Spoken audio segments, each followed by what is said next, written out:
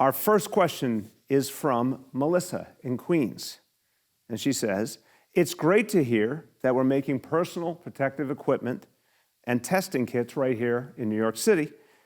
Will we keep making products once we go back to normal? Well, Melissa, it's a great question. And look, this is amazing. It reminds me of the wartime stories I used to hear from my older relatives in World War II, where factories were converted to whatever the war effort demanded to save lives, to protect our troops. And you know what?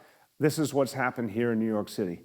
It's amazing to see these New York City companies working together and coming up with assembly lines to create face shields, to create surgical gowns to protect our healthcare workers, even now creating test kits, the thing that we have been needing for months and months, now being produced here in New York City, starting very, very soon. It's a remarkable effort. Here's what's going to happen. This is going to be how we get out of this crisis, in large measure because we found a way to produce these products right here in New York City with New York City companies, New York City workers. We're going to make sure going forward we not only have enough to get through the immediate crisis, but we're going to create a stockpile for the future so we never have to wonder again where we will turn when we need these crucial supplies, this crucial equipment to save lives. And this is going to be one of those moments in history when people realize just how much ingenuity and creativity there is in New York City. And I think it's going to help us to do great things going forward to make sure we employ more and more New Yorkers manufacturing these kind of products and many more. So it's against the backdrop of a very painful crisis, but something amazing is happening here in New York City. And I think it says something powerful about our future as well. Now, Natalie asked something very, very important. She says, what mental health services are set in place for our students upon their return to school?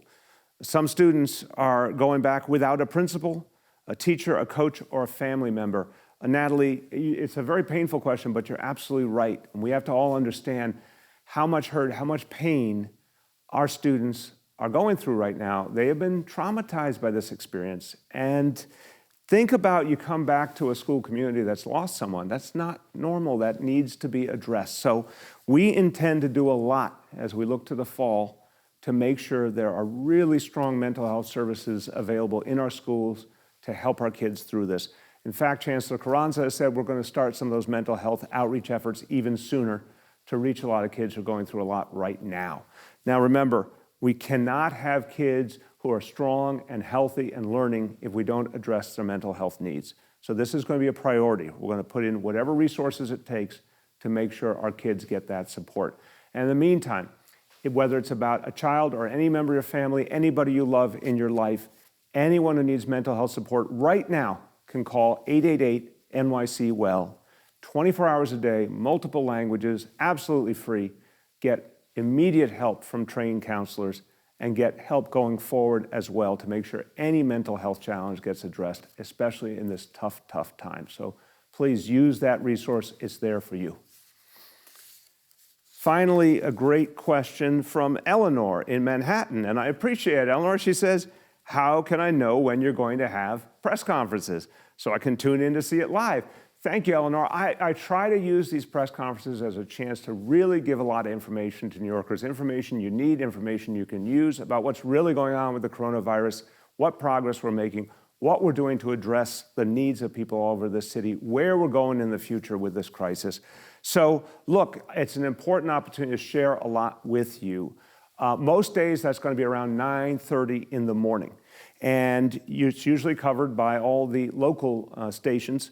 But on top of that, you can go on YouTube, you can go on Facebook, you can go to Twitter, at NYC Mayor. Connect with what I'm doing with these press conferences to give you information you need. And everyone, look, we're going to get through this because people are really listening. They're following up on the guidance that we're giving. People are working together, supporting each other. It's a painful moment in history, but it's a heroic time, a really heroic time for New Yorkers. I want to thank you again for all you're doing. We will see our way through this crisis together. And please keep sending your questions. They're fantastic, and I'll keep giving you answers. Thank you.